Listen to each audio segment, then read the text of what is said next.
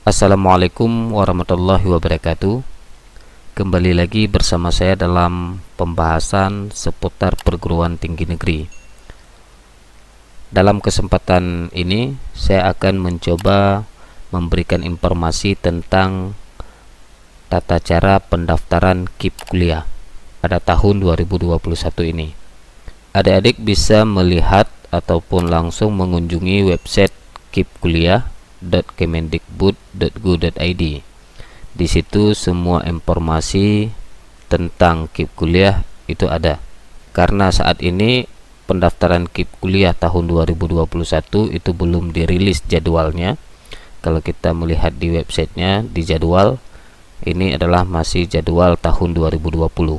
Walaupun jadwalnya itu belum dirilis oleh pihak KIP kuliah, namun kita bisa melihat apa-apa saja yang dibutuhkan ataupun isian-isian apa saja yang diperlukan nanti saat kita mendaftar di portal KIP kuliah ini.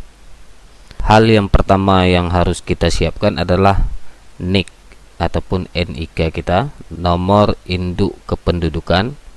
Kita lihat di KK, kemudian kita lihat di nama ataupun di baris nama kita itu dan NIK kita masing-masing. Jangan kita mengambil NIK anggota keluarga yang lain, misalnya NIK abang, NIK kakak ataupun NIK yang lainnya dalam KK tersebut. Kemudian nanti juga adik-adik akan mengisi NISN, NIS nasional, kemudian NPSN sekolah. Sebelum kita melihat isian daripada akun KIP kuliah, saya ingin menjawab pertanyaan yang ditanyakan oleh adik-adik calon mahasiswa tahun 2021 ini. Pak, kami selama di sekolah tidak pernah mendapatkan biaya PIP ataupun tidak memiliki kartu KIP. Apakah kami boleh untuk mendaftar program KIP kuliah ini? Apabila kalian memiliki pertanyaan yang sama yang seperti saya sebutkan tadi, jawaban dari saya, silahkan saja kalian mendaftar ataupun mencoba mendaftar KIP kuliahnya, karena program KIP kuliah ini bukan diperuntukkan hanya kepada yang sudah memegang kartu PIP ataupun kartu KIP, yang sudah ada kartu KIP. Yang tidak ada kartu KIP pun diperbolehkan untuk mendaftar akun KIP kuliah ini. Baik, selanjutnya saya ingin mencoba login ke salah satu akun siswa. Ini sudah memiliki akunnya. Kemudian di status siswa ataupun di status akunnya, data belum terdata di DTKS. Belum terdata di DTKS. Jika kalian nanti sudah memiliki akun dan statusnya seperti ini, itu tidak perlu panik ataupun tidak perlu risau, karena jika muncul yang seperti ini bukan artinya kita tidak diterima sebagai pelamar ataupun calon peserta KIP kuliah. Contohnya saja, ini adalah salah satu siswa dengan status akunnya belum terdata di DTKS, namun siswa ini sudah diterima di sebuah kampus ataupun di sebuah PTN melalui jalur SNMPTN tahun 2020, dan alhamdulillah yang bersangkutan juga diterima oleh pihak kampus sebagai peserta KIP kuliah. Artinya status akun ini tidak mempengaruhi kita tidak diterima ataupun tidak lolos seleksi daripada KIP kuliah. Baik, yang pertama itu kelengkapan berkas. Berkas yang diperlukan nanti yaitu biodata, NISN, kemudian nama, di sini banyak, bisa kalian bacakan. Ini juga harus kalian persiapkan nantinya. Kemudian di sini ada dashboard yang kedua yaitu keluarga. Di sini kita juga memerlukan foto bersama keluarga. Ini adalah foto bersama keluarganya. Kemudian di sini juga diminta nanti nomor KK. Nomor KK yang berada di paling atas di KK itu, kemudian nomor kepala keluarga. Kalau seandainya kepala keluarga kita itu ibu ataupun ayah, kita isikan nomor NIK yang bersangkutan, kemudian nama ayah, kemudian status ayah, kemudian hubungan dengan ayah, kemudian pendidikan ayah, pekerjaan ayah, detail ayah. Ya, di sini di detail ayah ini kita ceritakan tentang riwayat ayah kita itu ataupun sosok ayah kita itu bagaimana. Di sini saya mencoba, ayah saya bekerja sebagai pedagang di kampung. Ayah bekerja mulai 10 tahun yang lalu. Dalam satu hari ayah mulai bekerja subuh sampai sore, terkadang hingga malam hari. Ayah bekerja setiap hari. Ayah dalam kondisi kesehatan yang baik. Ini adalah format daripada detail ayah. Di sini kita bisa menceritakan pekerjaan ayah itu sebagai apa. Kemudian dalam pekerjaannya ayah itu sudah menggeluti berapa tahun, berapa bulan. Kemudian selama satu hari itu ayah mulai bekerja pada pukul berapa dan sampai pukul berapa. Kemudian dalam satu minggu itu ayah bekerjanya setiap hari ataupun hanya beberapa hari. Kemudian juga harus diceritakan kondisi kesehatan ayah. Kemudian nama ibu, detail ibu juga seperti itu. Bisa kalian bacakan. Kemudian jumlah tanggungan. Jumlah tanggungan itu tidak masuk daripada kepala keluarga. Kalau seandainya kepala keluarga itu ayah, ayah tidak masuk. Tidak masuk untuk dihitung. Yang dihitung ibu, kemudian anak-anak, adik ataupun kakak, dan kita sendiri. Kemudian di dashboard yang ketiga itu ada dashboard ekonomi.